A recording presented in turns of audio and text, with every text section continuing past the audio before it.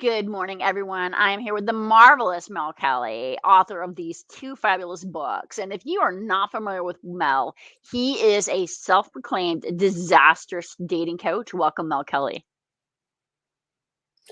Hi, Amy. It's a pleasure and privilege to be here with you today. The amazing Amy Hamilton, the amazing author of these two fantastic books, The Project Manager and The Consummate Communicator. So, looking forward to another round of giving terrible advice for every area of your life. So, Mel, let's talk about your recent trip to America. And one of the things about when you fly to America from Europe and then you go back is a lot of times you experience jet lag. And a lot of times people, it's one of the most cited things. People have a hard time sleeping. They have a hard time getting to sleep, staying asleep, feeling rested from sleep. What is your bad, terrible advice on trying to recover from jet lag and getting a good night's sleep? Oh, yes. Well, jet lag is a fantastic one. You when you go to America and everyone's, hey, how you doing? You're like, leave me alone. I'm tired. I've got jet lag. Like, where'd you come from? I came from Munich. And they go, oh, Munich, Alabama, or Munich, California, Munich. No, I came from the other side of the pond. Okay. So they don't have much empathy for jet lag because, as you probably know, not so many Americans do travel. Amy, you're the exception. Well, How thank many you. Americans? How many Americans have been on a plane for more than, I don't know, across 3, 4 time zones? I don't know. I think that I, that's I, a I, statistic I'm not prepared to answer. I'm gonna have to look that up. outside of flying from East Coast to West Coast, which is a long enough trip. Okay, that's a long enough trip. But how many have flown, let's say, from, I don't know, from America to, I don't know, Hawaii? How far is Hawaii? Hawaii is, how many time zones is Hawaii? Or to I know flown that's a from America lot. to Europe? Or flown from America to So Australia? the thing about Americans is really, I forgot the number, but like the majority of Americans don't have passports. Yeah, but what would you need a passport? Or you live in the greatest country in the world. So, it is like you said, though, Sorry, this there was is no not there as was no much. acknowledgement that I gave you a compliment there. I When you think that live was in the sarcasm. when you live in the greatest country in the world, why would you need a passport? I mean, there is a lot of truth to that. I mean, just in the sense that we have so much more space that you could go, like you were saying, all the way from the tip of Maine to, Alaska, Hawaii, and still be in the US. And then, we do have some tropical island territories and stuff too. So that's nice. Yeah, yeah, yeah. I mean, So, you but could anyway, go all so the way to like Guam.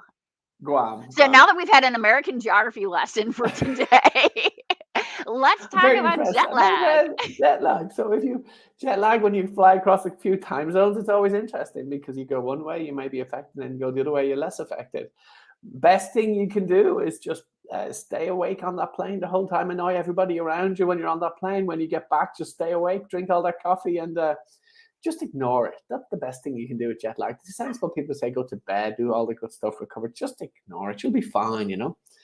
So drink And if lots of you're coffee because that's kind of, drink, I think, counterintuitive, like to the advice. By the way, I had my coffee this week. The other week you oh, were well done, asking, and well done. I didn't Yeah. have coffee. Not that I gave it So up, like when I gave it up before, I just didn't have it. yeah, so jet lag, best way to handle it, just ignore it. We just go out, just go party, drink, do what you have to do, work, do what you have to do. And your legs start to wobble, fall from underneath you. Well, so be it. That's all part of the journey. It's all part of the adventure. But hey, this thing about looking after yourself, I mean, it's completely overrated. God, we're going to be dead soon, so why postpone the process? Oh my gosh, I feel like there's so many more episodes coming of Mel's bad life advice. Why hold back? Just accelerate the process. What about like What? some people say do certain things like have like little lavender sachets and things like that, and make sure you're in a cool dark room. Like, what's your advice for any of that? What do you do, Mel, for a good night's sleep? With jet lag or just in general, or what do you I'm mean? just tell us, just trying to I get a good night's sleep. most good night's sleep. Most important thing is work on your computer really, really late. Surfing the internet. That blue light from the television or from your computer is absolutely fantastic for helping you sleep.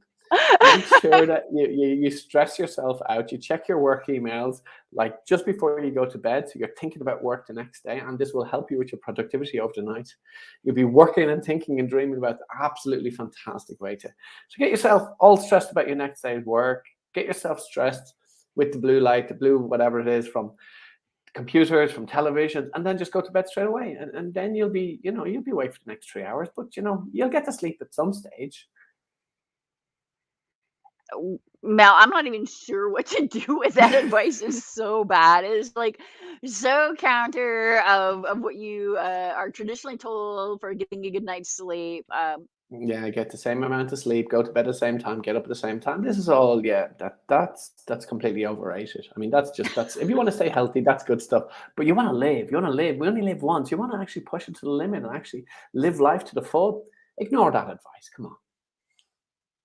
Just go out, get off the plane, immediately start mainlining coffee. What about that whole trend now, Red Bull with alcohol? That would probably help a Oh, lot.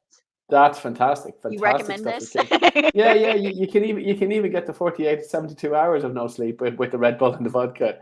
The red vodka to bring you up and the vodka to make you happy. It's all good stuff.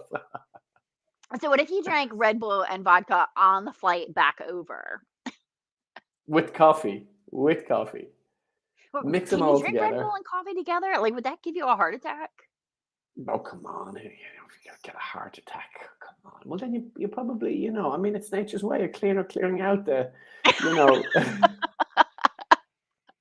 you can't handle vodka, Red Bull, and coffee all in one drink. Come on. You're obviously not designed for a long time on this planet, God's sake. I would just like to point out a safety tip for our viewers. Mel gives some really, really wonderful bad advice, but this is not to be taken seriously. Please do not mainline Red Bull and coffee together. This is a little safety hazard, so our insurance companies do Just not think end up about getting it. calls. Just think about it. If you cannot survive coffee, Red Bull, and vodka all in one drink, you're probably one of the weaker ones, and you're going to be a burden on our health system. You're going to cost the government and countries a lot of money. So we'll filter out those people sooner rather than later, without costing us a fortune. And Mel, you be saving the insurance companies tons of money. Tons of money. Just think about it this way: the amount of money that we would save. Help Okay, boost so profit. Yes. Mel, your advice, always, always appreciated. Really love this concept of just push yourself, stay awake as long as you can, go to some concerts. For those of you who are out there, maybe one of the other things you do is watch these videos because I'm sure they are so disturbing you will never sleep. Again, get a good night's sleep. So, Mel, next week, and this is, by the way, something that came from some of our viewers, and I think that's something that you will be able to describe so well. A problem that we have here in America, as you noted when you were talking about our portion controls and stuff on our dining show, is disastrous dieting tips. Yes. Yes. So, This is come my. back This is next a week speciality of mine. Yes. for Mel Kelly, disastrous life coach on disastrous dining tips. Thank you, everyone.